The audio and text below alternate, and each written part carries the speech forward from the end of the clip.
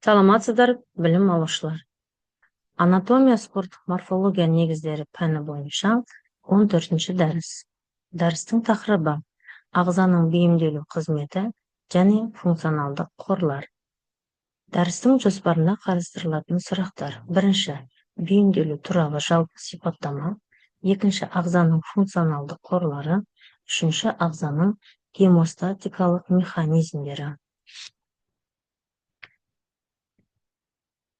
Бірінші қарастырылатын сұрақ бұл бейімделу туралы жалпы сипаттама. Бейімделу адаптация қоршаған ортаның құбылмалы әр түрлі жағдайларында ағзаның икемделуі. Ол жасушалық, ұлпалық, мүшелік, жүйелік және ағзалық даму кезеңдерінен өтеді. Сөйтіп, туа болған немесе жүре болатын икемделу әрекеттерінің барлық түрін көрсетеді. Бейімделу механизмі басты міндеті адамның денсаулығын сақтау, оны жақсарту және аурудың алдын алу өте тиімді жүйелер жасау. Бейімделудің түрлері. Бейімделудің түрлері бұл физиологиялық бейімделу және морфологиялық бейімделуден тұрады. Және бұл физиологиялық бейімделу дегеніміз функционалдық жүйе, мүше, ұлпа белсенділігі және өзара байланысатын реттеуші механизмдердің тұрақты деңгейін айтады. Ал морфологиялық бейімделудің негізін жасушалық бейімделу түзеді. Бұл дегеніміз жасушалық бейімделу деп тіршілігін сақтап қалу үшін әртүрлі қоршаған орта жағдайына жасушаның икемделуін айтады. Бейімделу кезеңдері. Бұл бірнеше кезеңдерден тұрады. Бірінші кезең бастапқы кезең, яғни тітіркендіргіштер әсер еткен алғашқы сәттен басталады. Мұнда жүйкелік ықпалдар белсендіріледі және мүшелердің қызметі күшейеді. Екінші кезең өтпелі кезең. Мұнда орталық жүйке жүйесінің қозғыштығы төмендейді, гормондардың белсенділігі азаяды.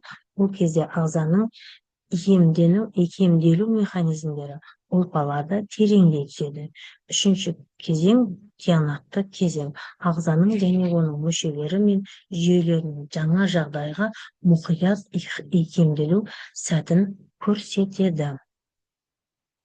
Бейімделу белгілері. Әрбір ағзаның бейімделуінің өзіндік мөлшерлік және саналылық айырмашылықтары болады. Ағзаның бейімделу әрекетінің ырғағы оның ішкі күйіне, белсенділік дәрежесіне және тіршілік қарқынына, сыртқы факторлардың сипатына байланысты өзгеріп отырады. Осыған орай ағзаның белсенділік шамасына сәйкес тіршіліктің үш түрлі дағдылы төмендеген және жоғарылаған нормасını жіктейді. Ол зерттеуші Казначевтің бейімделуді үш белгісін ажыратады. Яғни онда бірінші термодинамикалық белгілер, екінші кибернетикалық белгілер, үшінші биологиялық белгілерін сипаттап слайдта көрсетілген. Екінші, ағзаның функционалдық қорлары. Адам ағзасы қоршаған ортаға бейімделудің көп мүмкіндіктеріне ие күрделі биологиялық әлеуметтік жүйе.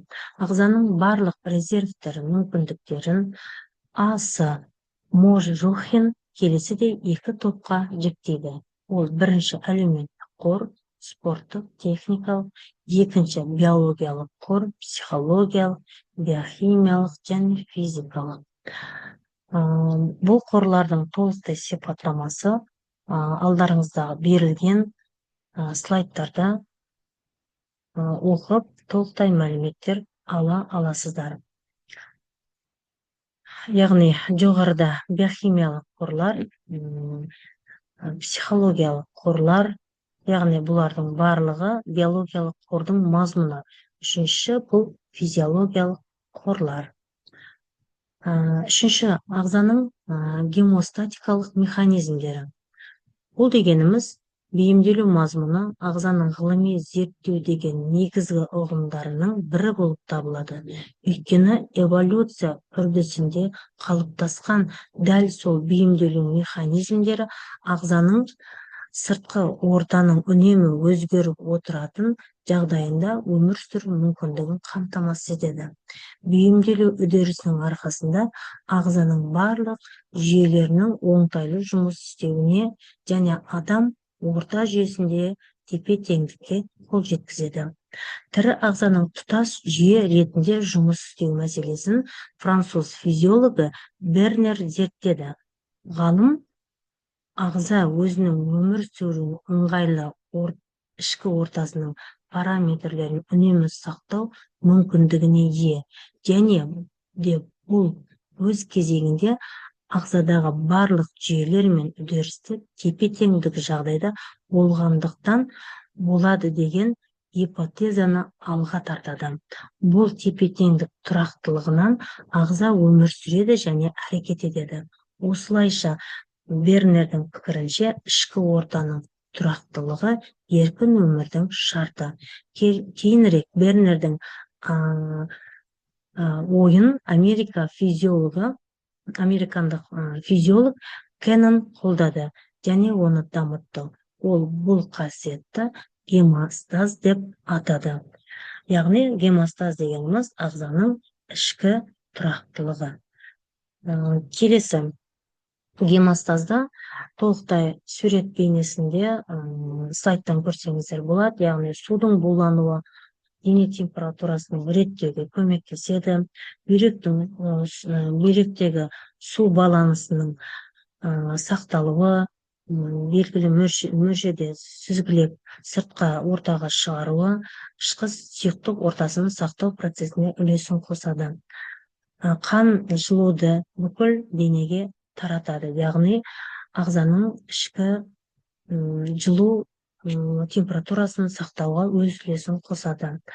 Келесі гипоталамус температура мен осмостық қысымның өзгеруін реттейді.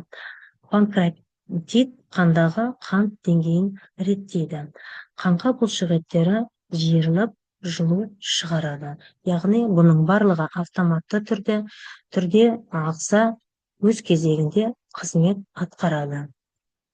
Қорыта айтқанда, ағзаның бейімделу қызметі сыртқы және ішкі ортаның өзгермелі жағдайларына бейімделуді, гемостазды және тіршілік әрекетін сақтауды қамтамасыз етеді. Функционалдық резервтер бұл жоғарғы жүктеме, стресс немесе ауру кезінде белсендірілген мүшелер мен жүйелердің жасырын мүмкіндіктері. Олардың дамуы әсіресе спорт пен медицинада маңызды, өйткені ол дененің дайындық деңгейінің тұрақтылығын және қалыпқа келтіру потенциалын көрсетеді. Назар қойып тыңдағандарыңызға рахмет.